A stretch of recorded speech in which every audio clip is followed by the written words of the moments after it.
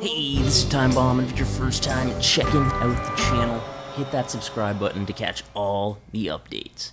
Thanks a lot for joining me here today. I know it's been a bit since I put out a video. My bad. I don't know. That's probably exactly why I don't have a little bit more success with the channel, especially at the beginning of Madden. I should not be taking a week off from releasing videos, but I did. In any case, here's a new one. I have been playing the game a lot, and I'm pretty enjoying it. Got a nice little 4-1 start to weekend league.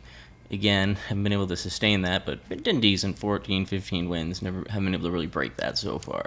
But I've been playing a lot of CFM here, and it has been tons of fun. Actually, I really like it. You can have all of your players with superstars are active, but you can only select 3 X Factor players in CFM. So I'm playing in a 30 user CFM, and I am the Chargers. And big news, we are relocating to Toronto. That's right. I am taking the LA Chargers north of the border. Going to have a Canadian franchise. I haven't really released the news to the league yet. I feel like I should do we have a blog too with Daddy Leagues that you can do stories and different stuff, which is a lot of fun. I like writing about that. I've done one story, might do another one too about the move pretty soon. So that'll be interesting to release that. But I had a different strategy than most people in the draft, and of course, the fun part is to develop players as you go along. But there was just a ton of really good players, so that's what I went with. The first person who I drafted was Gurley here. I had the 14th pick overall. It was a serpentine draft, and then I got Harrison Smith afterwards. So he's a 30-year-old, and look at this. You can see all of my first 7 picks here are all in their 30s, 6 of 7 of them. Like most of them, next even doesn't get better as it goes down. It takes a while before I pick someone in their 20s, and they were giving me trouble for it. How I was picking older players, but I just wanted. So many players had abilities all the way down the lines here that I was selecting. Like that's why I couldn't pass them up. So you see, I got Gurley. So my plan was to, once I got Gurley, I was like, well, I need to have an offensive line if I'm going to have Gurley, because I want to be able to to run with him. Obviously, what's the point of picking him if I'm not going to have that support as well. So I went that way, and then on defense, I wanted to have a good, strong secondary. Something's going down around my hood, and I live in Toronto here, in Dundas, Weston, Bloor, and something is going down. And so I was picking a lot of secondary and offensive line. You see Jenkins I moved him over to middle linebacker just because I want someone who I can just kind of man up and can play the run decently and go into the deep middle and get some coverage around me. So I feel like that was a good call to move him there, and he got a dev upgrade so that he has a superstar ability as well. You can see it in the screen here. Besides Sherman, he's got one. Harrison Smith, Gurley. Here we go. Justin Tucker, my kicker as well, so he can't be iced. I feel like that was a great call by me to draft him. That's already won me a game where I had to kick a field goal at the end, and I was concerned about the ice, and then that totally got avoided. And I got Ben Roethlisberger as well as my QB, which I took some heat for. No one wanted to take him, but I went with it. I wanted just a quarterback who I could throw some dots with. Same with Larry Fitzgerald, another wideout who people didn't pick. Like he was higher up. Like he was still there when there was mostly 70s for me. I don't think there was any 80s left really when I picked him. And I was like, you know what, I'm gonna do it. So I think that was to round out my wide receiver core is definitely weak. That had to be one of the last things I did after I got my I picked the best O-line in the league. I picked the best. But you're not considering age, really. I got the older O-line. And then my wide receiver core, I got Fitzgerald. Taylor Gabriel has been playing amazing for me. Jin's been okay, but, he's obviously older. This guy, Zay Jones, I have not played him very much, and I should because he got that 90 speed. Same with Damian Ratley. I should get him in. He's got some speed behind him. He got 93, 93. I should definitely be playing that Damian Ratley more often and trying to develop them. And that's been key for me, too, for the future. Because I have such older players, my plan is, as they regress, to be developing new players. I also didn't pick much in the linebacker department. My team's weak, but where I feel like I did pretty strong as well as in this cornerback position. I got Sherman, Jason McCourty. I got both McCourtys, and then I got Janoris Jenkins. He's okay, only 89 speed, but 92 acceleration and 93 agility. The man coverage is 83, which is not great, but it's okay. Like it's in the realm. This zone coverage not as good, but I have been playing a lot of 4-6, so I do have him out there. And then Rock Ya-Sin is my guy who I've drafted. I believe he was a 69 or 70 overall when I drafted him. He's got a hidden dev, which I'm pretty sure is just normal, unfortunately, which is a real bummer.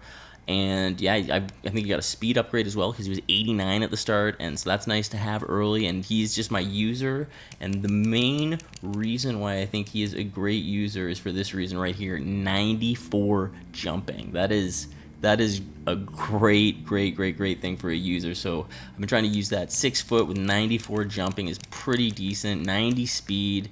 A little low on the acceleration and agility at 89, 87, but I feel like the speed and jumping definitely makes up for that lack of agility. And I think I've gotten at least 3 user alerts or 2 user alerts, and it should be 5 because the first game, unfortunately, that I played didn't end up counting, so I could not get those to register in the game. We just ended up doing a force win for me for that one, which was a bummer.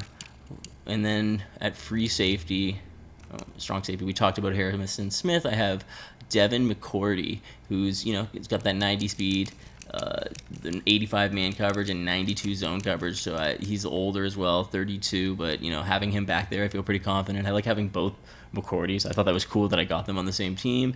And then I just drafted this guy, Jordan Dangerfield, because he has the last name Dangerfield. Look at that, 84 speed, but 91 acceleration. That's interesting. He's just a young guy, or younger guy, I guess, that I just got at the end for that reason.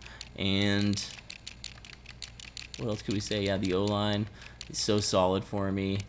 Having Gurley with this Damian Williams, he's got the 90 speed, and also I should start playing this guy DeAndre Washington a bit more with the 91 speed, just getting him some reps because he's 26, and we might be able to develop him a little bit faster as well. And all my guys too, what I like to do with them is to change their appearance. This is the look that I've been going with. As I max out the pads, make the visor dark, and then do full sleeve white for both of them. Yeah, there we go. And that's my look for my guys right there. Those big pads, the dark visor, and the full white sleeves. That's what I like to go. Save those changes with my guys. So that's the look for my team. All padded up, ready for action. And I just think it looks really funny on the field, too, to see these like huge shoulder pads out there. And I don't know. Some people think it makes a difference. I really don't think it does in terms of trucking or anything like that. I don't think it matters. So, yeah, that's my team, and we've been off to a pretty good start. Toughest part is that I lost to the Broncos to start it off, so he's got a game advantage on me. I think he has a tougher schedule moving forward, though, and I think I have a good chance of being able to catch him in the AFC West. Chiefs kind of got screwed out of a force win as well, so he should be tied with me at 4-2. So that sucks for him. He's gonna be tough couple games against him.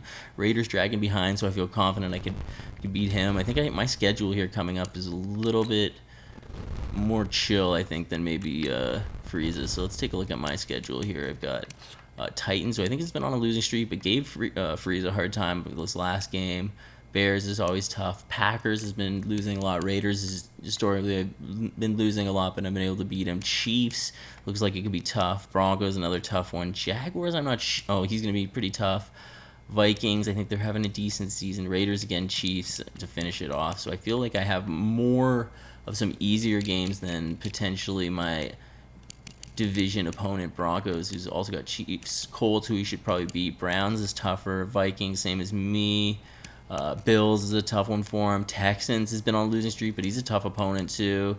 Chiefs, Lions has been doing decent here. So he's got, maybe it's pretty even, I guess. We'll see. So, I mean, hopefully I can win out on most of my games, and he can pick up a loss there that I can catch up, and I just have to at least beat him the next time we're playing. That's going to be crucial to the season. Otherwise, it really makes the road a lot harder if he doesn't take a couple of losses, or if I take a couple of losses. That's going to make my division real tough. But hopefully we could still make the wild card, which we should check it out. I feel like some teams I feel like I might be lagging behind in the wild card still, but we'll take a look here in the AFC.